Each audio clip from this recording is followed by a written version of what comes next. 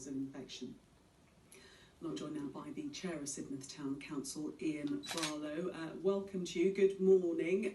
What are the reasons? I mean, we mentioned some, but why do you believe that Sidmouth has had virtually no cases since January?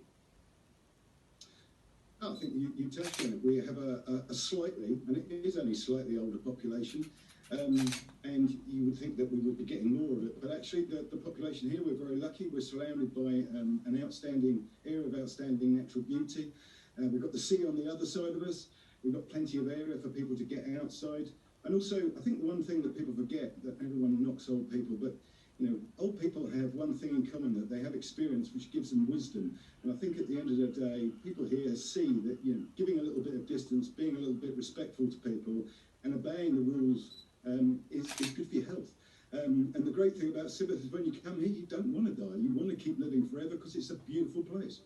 I have to say, I never knock old people. We're all going to get there one day, aren't we? Is there anything, though, that you've done that specifically, do you think, that's put you in this very favourable situation? I think we're very lucky. So my town council is, we've got 15 people on it.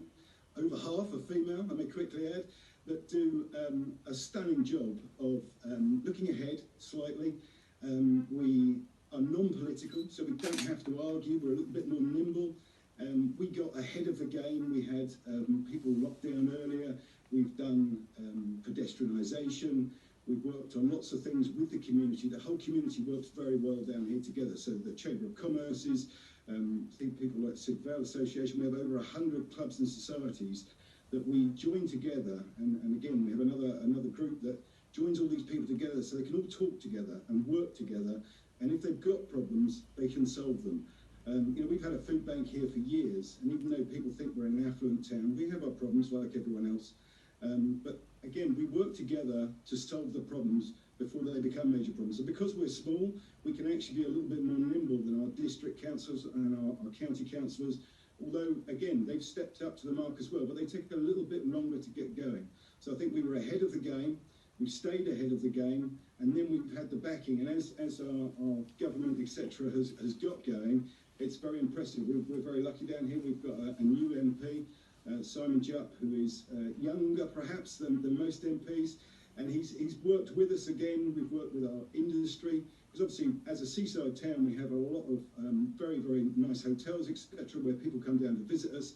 There was a lot of fear at the beginning about people bringing the disease with them, etc., and coming down here. But again, I think that's been proved, that beaches, etc., and again, you're showing at Pebble Beach, we have a lot of sandy beaches as well. But beaches, there's been no outbreaks whatsoever proven anywhere in the world to a beach. So again, I think, we've been very lucky.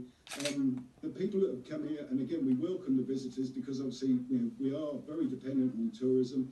But the people have been welcoming because they realise that, as long as they're careful, the people that live here are careful, then the people that visit are not a threat. In fact, they're far from a threat. They actually bring the livelihood that we need to our town. Yeah, I mean, you have been quite proactive with the elderly community, but sadly there has been an outbreak in a care home now. How's that being dealt with?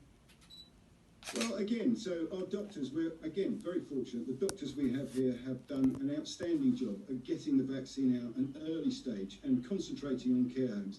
It's a pity because the care home you're talking about was actually going to have their second jab in a week's time.